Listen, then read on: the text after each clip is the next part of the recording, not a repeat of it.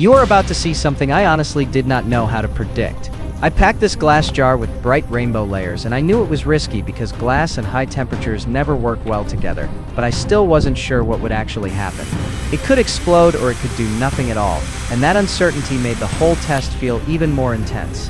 The glass is not designed to handle this kind of experiment, and eventually it releases everything in one sudden burst. And in this video you will also see a simple smoke bomb where the powder is packed inside a small lipstick case, which makes it one of the easiest versions to create. So let me show you how both of these experiments turned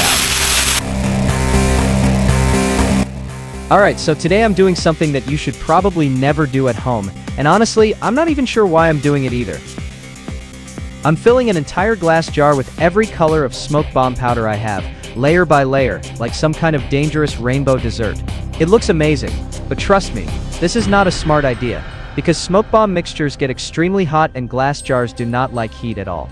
They crack, they pop, and sometimes they just give up on life completely. But I really wanted to see what would happen if I packed every single color into one jar. So here we are, pretending this is a normal DIY project. While I'm layering the powder, it actually looks kind of satisfying, and part of me is thinking maybe this will all go perfectly. And the other part of me is thinking this jar might turn into a tiny grenade the moment the reaction starts. That's the fun part. I honestly have no idea what to expect. And yes, before anyone says it, I know that a glass jar is basically the worst possible container for a smoke bomb. Normally you would use something safe that can handle high temperatures, not something that shatters when you look at it the wrong way. But for this experiment I wanted to push it a little, just to see how crazy the reaction gets when all the colors are packed this tightly together. I want to show you how the powder burns when it is barely pressed together. When the mixture is loose, there's a lot more oxygen trapped between the particles, and that extra airflow makes it burn much faster. It basically behaves like a quick surface reaction because every grain is exposed to oxygen. The first time we tried lighting this rainbow smoke bomb jar, everything felt wrong right from the start. The weather stayed dark, the timing was terrible, and deep down we already knew we shouldn't be doing this kind of experiment in a glass container. But you're already committed and there's no turning back. So here's what happened during that first failed attempt. But the next day, everything was completely different. The weather finally cleared, the setup went smoothly, and this time we actually took our time to do it right.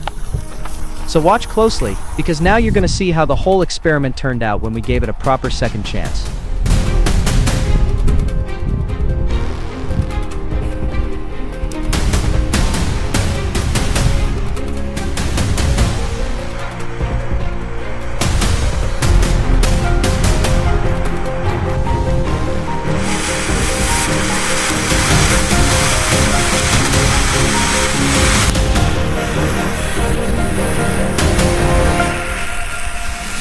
I was honestly surprised the glass jar didn't explode, because I fully expected it to. It did crack into pieces, of course, and you can actually see where the glass almost started to melt from the high temperature.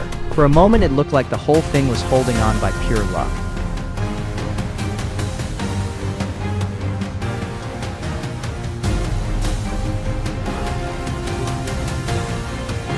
I'm packing this small black smoke bomb powder right now, just so you can quickly see what happens when it burns on its own. It's a simple setup, but it shows the reaction clearly.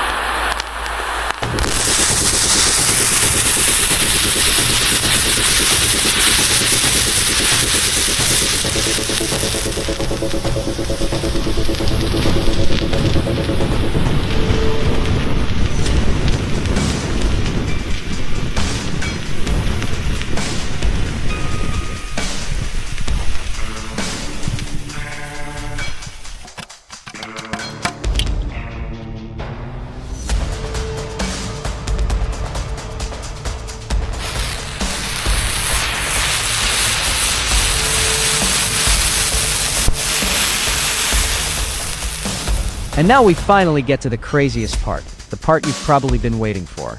I'm using a simple lipstick case to make a tiny but surprisingly powerful smoke bomb. Watch how long it burns and how much smoke it puts out when the powder is packed properly.